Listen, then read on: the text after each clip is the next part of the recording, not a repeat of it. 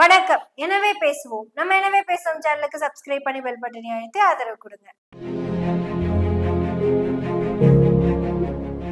ஏனுங்க, நான் இன்னைக்கு இசைஞானி இளையராஜாவை பத்தி பேசலாம்னு நினைச்சனுங்க. அதுவும் ரஜினியும் இளையராஜாவும் பேசின அந்த கிசு கிசு இருக்குல்ல, அரை பாட்டில் பீரை குடிச்சு சுவாமி 3 மணி வரைக்கும் யாரு பாட்டை பத்தி பேசலீங்க, எல்லாம் பழைய நினைவுகளுக்கு போயிட்டாங்க.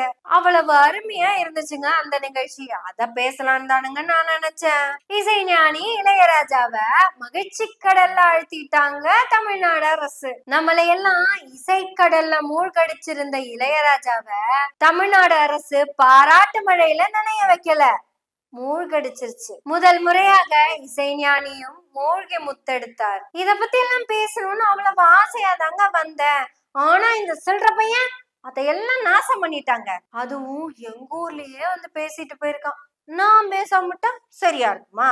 அந்த இளவெடுத்த இளவு என்ன இளவெடுத்து வச்சிருக்குன்னு கேளுங்க. ஒவ்வொன்னா வெளியேற்றி வந்த இந்த தமிழ் சமூகத்தை உன்னுடைய வரலாற்றிலிருந்து வெளியேற்றி, உன்னுடைய பெருமையிலிருந்து வெளியேற்றி, மெதுவா உழைப்பிலிருந்து வெளியேற்றான். இப்ப எந்த வேலை செஞ்சாலும் அசிங்கம். இப்போ வெளியேற்றி உன் வரலாற்றிலிருந்து வெளியேற்றி, உன் பண்பாட்டிலிருந்து வெளியேற்றி, உன் கலை கலாச்சாரத்திலிருந்து வெளியேற்றி, கடைசியில உன்னை உழைப்புல இருந்தும் வெளியேற்ற பாக்குறான். யாரா பாக்குறா? என்னடா பாக்குறாங்க? எதுடா முதல்ல வரலாறு? அத சொல்லு. நீ எதை வரலாறுன்னு சொல்ற? இன்னைக்கு இருக்கிறத பேசுற. சரி, அதுக்கு முன்னாடி போ அப்படின்னா வள்ளுவர் ஔவையார் காலத்துக்கு போயிடுற. நடுவுல ஒரு 1500 வருஷத்தை நீ தொட்டு கூட பார்க்க மாட்டேங்கிறியே. அந்த 1500 வருஷத்துல உன் பேரு தமிழர் வெங்காயம் கிடையாதுல, விளக்குன.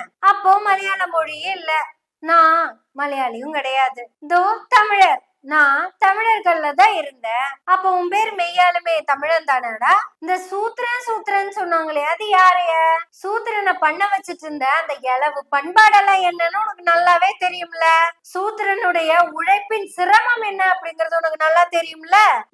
உனக்கு வரலாறுனா நடுவுல பல பக்கத்தை காணும். அந்த 1500 வருஷத்தோட வரலாற சொல்லாம என்ன அறிவு வெங்காயத்தை நீ ஊட்டிட்டு இருக்க உன் தம்பிக்கு? சூத்திர பயலுகனா யாருன்னு தெரியுமா? ஆட மறந்துட்ட, பிக்காளி பயலுக. ஏன்னா நீ வேசி மகன்னு சொன்னா உனக்கு பிக்காளி பையன் தானே கேக்கும், அதனாலதான் சொன்னேன். சோ சூத்திர பிக்காளி பயலுகளா வாழ்ந்துட்டு இருந்தவங்கள பத்தி உனக்கு ஏதாவது அறிவு மயிர் இருக்கா? உழைப்புல இருந்து வெளியேற்றாங்களாமா. என்ன உழைப்புல இருந்து தெரியுமா? சொல்லுவான், கேளுங்க. எந்த வேலை செஞ்சாலும் அசிங்கம். காமராஜர் படிக்க வச்சாரு, சீமா பனையேற சொல்றாரு. ஏன்னா எங்க ஆத்தால போய் பனையேறிதான் என்னைய படிக்க வச்சான். ஏன்னா இவங்க ஆத்தாலும் அப்பனும் பனையேறித்தான் இவனை படிக்க வச்சாங்களாமா. ஆட சொன்னா நம்ப மாட்டீங்க. அந்த பனையேறதை விட எவ்வளவு ஆப்பர்ச்சுனிட்டிஸ் இருந்துச்சு தெரியுமா? இங்க டீச்சிங் ப்ரொஃபஷன் இருந்துச்சு. அதாவது சீமானோட அப்பனுக்கும் ஆத்தாளுக்குள்ள அவனோட தாத்தனுக்குமே இருந்துச்சு. அன்னைக்கெல்லாம் அப்ராடு போய் அட்மினிஸ்ட்ரேட்டிவ் ஆபீசரா இருந்தது யாருன்னு நினைக்கிறீங்க? இவங்கதான். வெளியுறவு செயலாளர்கள்லாம் இந்த இவன் வம்சம்தான். எலெக்ஷன் கமிஷன்ஸ் ஃபுல்லா இவனுங்க தான். இவ்வளவு ஏங்க அரசு கஜானாவையே ஹேண்டில் பண்ணது யாரு? இவனுங்க தான். அப்பேற்பட்ட வேலைகள் எல்லாம் விட்டுட்டு செபாஸ்டியனும் அண்ணம்மாளும் நாங்க பனையேறுவோம். ஏன்னா இது வெறும் பனை மட்டுமல்ல, பனை. இந்த பனைமரம் ஏறி வர்ற அத்தனை லட்சம் ப்ராஃபிட்டையும் கொண்டு போய் தான் என் பையனை நாங்க படிக்க வைப்போம். ஊருக்கே கல்லூத்தின பரம்பரைடா நாங்க.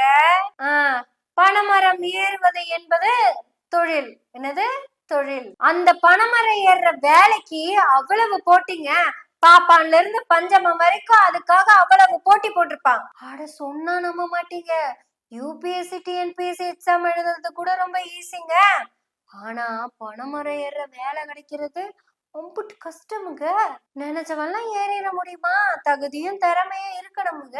இவனுங்க என்ன வெறும் பனையேறி நினைக்கிறீங்களா? இல்ல வெறும் பனையேறி நினைக்கிறீங்களா? விஞ்ஞானிகள்ங்க, விஞ்ஞானிகள். இந்த சொல்லுவான், கேளுங்க.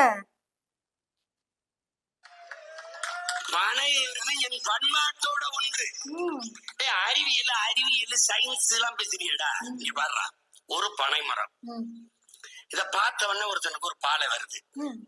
இத கடுப்பு கம்ப வச்சு கசக்கி நசுக்கி அத அப்படியே பெருக்க விடாம செஞ்சு அத அருவாளை வச்சு அப்படியே செதுக்கி ஒரு களையத்தை கட்டினா அதுல ஒரு நீர் வரும், பால் வரும். இந்த பால் கல்லாகும். இந்த கல்லை இந்த இதை அப்படி சுண்ணாம்பு தேய்ச்சா பதநீர் ஆகும். இந்த பதநீரை காய்ச்சினா கருப்பட்டி ஆகும்னு கண்டுபிடிச்சவ விஞ்ஞானியா இல்லையாடா? யாராவது சொல்றா? டேய் சயின்டிஸ்டா இல்லையாடா? சொல்லுங்கடா, யாராவது சொல்லுங்கடா. சயின்டிஸ்ட் தானடா, சொல்லுங்கடா. சுபா சயின்டிஸ்ட் சயின்டிஸ்ட் சயின்டிஸ்ட் சொல்லுங்கடா, சொல்லுங்க. யோசிச்சு பாருங்க, கல்ல இறக்குறவன் சயின்டிஸ்ட்னா கள்ளச்சாராயம் காய்ச்சறவன் டெக்னாலஜிஸ்டா? கள்ளச்சாராயம் காய்ச்சறவன் கேப்பான். யோசிச்சு பாருங்க, சாதாரண பேட்டரிகள், அப்புறம் அந்த குச்சி இந்த குச்சி எந்தெந்த குச்சியோ எல்லாம் போட்டு செத்து 3 நாள் ஆன அந்த பள்ளியும் தூக்கி போட்டு, போன வாரம் கழட்டி போட்ட பாம்பு சட்டியும் எடுத்து போட்டு, செத்து போன பன்னியோட தோலை அப்படியே கழுவி உள்ள போட்டு, கெட்டு போன வாழைப்பழத்துல இருக்கிற தோலை மட்டும் தூக்கி உள்ள போட்டு கட கட கட கட கடன்னு அடிச்சு, இங்க ஒரு ஆய்வு குடுவி அங்க ஒரு ஆய்வு குடுவி, ஒரு குடுவையை கொதிக்க விட்டோம்னா அப்படியே கொதிக்க விட்டு நொதிக்க விட்டோம்னா அப்படியே பரபர பரபரன்னு தண்ணி இந்த பக்கம் வரும். அந்த ஆவி தண்ணி ஃபுல்லா இங்க ஸ்டோரேஜ் டிவைசஸ்ல சரக்கா ஸ்டோர் ஆயிட்டு இருக்கும். அதை எடுத்து அப்படியே மண்ணுக்குள்ள புதைச்சு வச்சா ஒரு வாரமானா ஒரு ருசி, 2வது வாரமானா 2வது ருசி. கொஞ்சம் சுருக்கு பத்தலையா, கொஞ்சம் கூட மெத்தனால தூக்கி போட்டா ஊரே செத்து போயிடும்டா. அவன் சயின்டிஸ்டா, சயின்டிஸ்ட். ஒரு புள்ளைய பெக்கிறது ஈஸிடா, மெத்தனால கொடுத்து சாகடிக்கிறது எம்பது கஷ்டம் தெரியுமா? இந்த சில்லற பையனே 7 குழந்தை வேண்டாம் சொன்னவன் தானே. அப்புறம் இந்த கல்லு காய்ச்சற விஞ்ஞானிகளுக்கெல்லாம் ஊருக்குள்ள என்ன வேறு தெரியுமா? இந்த தாழ்த்தப்பட்ட மக்களையாச்சும் தொட்டாதான் தீட்டு. இந்த பனையேறும் விஞ்ஞானிகளை பார்த்தாலே தீட்டுன்னு சொல்லி வச்சதுதாண்டா அந்த காலம். அந்த தாண்டா நீ வரலாறுன்னு சொல்லிக்கிட்டு திரியிற வெண்ண. இந்த வரலாறும் பண்பாடு கலாச்சாரமும் தொழிலா உனக்கு சொல்லி தரலடா கூறுகட்ட குக்கரு. உங்க அப்பன் செஞ்ச தொழிலுக்கு பேரு குலத்தொழில்டா வெண்ண. அப்படி பணமரம் ஏறுறதுதான் சரின்னா உன் பையனை கூட்டிட்டு போயிருக்க வேண்டியதானே. அவன் மட்டும் லட்ச லட்சமா கொடுத்து ஆங்கில வழி கல்வியில படிக்கணும். ஆனா உன் தம்பிகளோட பசங்க மட்டும் பண்பாடு கலாச்சாரத்தை காப்பாத்துறதுக்காக இந்த கருமத்தை இந்த கொலத்தொழில தூக்கிட்டு வந்து உட்காந்து பண்ணணும். இதுல இவங்கள கொஞ்சம் கொஞ்சமா வெளியேற்றி தொழில இருந்து வெளியேற்றுறாங்களாமா. அது என்னடா பெரிய அறிவியல், பணம் வேற ஏறித்தானே எங்க அப்பா எங்களை படிக்க வச்சான். இந்த பிட்டு வேற படிச்சு என்னத்த கிழிச்ச? இல்ல என்னத்த பண்ண? படிக்கிறவனுக்கு அறிவு வளர்ந்திருக்கும், உனக்கு அந்த கர்மமும் வளரல. அதனாலதான் பரம்பரை பரம்பரையா பண்ணிட்டு வந்த தொழில ஏதோ குருசாமி தொழில் மாதிரி இல்ல சொல்லிட்டு இருக்கிற. நம்மளை எல்லாம் இந்த தொழில் தாண்டா நீ செய்யணும் அப்படின்னு சொன்ன பாப்பா கூட இந்த தொழில் இவ்வளவு பெருமையா பேசினது இல்ல. உனக்கு ஒரு ஞாபகம் இருக்கா? ஒரு பாப்பா சொன்ன வாக்கு மூலம் உனக்கு தெரியுமா? சுவாமி, அடுத்த ஜென்மத்துல நான் பிராமணனா பிறக்கணும். பிடாதுடா பிடாது. நீ நாடாராவே இரு, நீ நாடாராவே இரு. அப்பத்தான் நீ ஏகப்பட்ட தப்பு செய்யலாம், குடிக்கலாம், குத்தியாவ வச்சுக்கலாம், என் பார்ட் டைம்ல கொல்ல கூட பண்ணலாம்டா.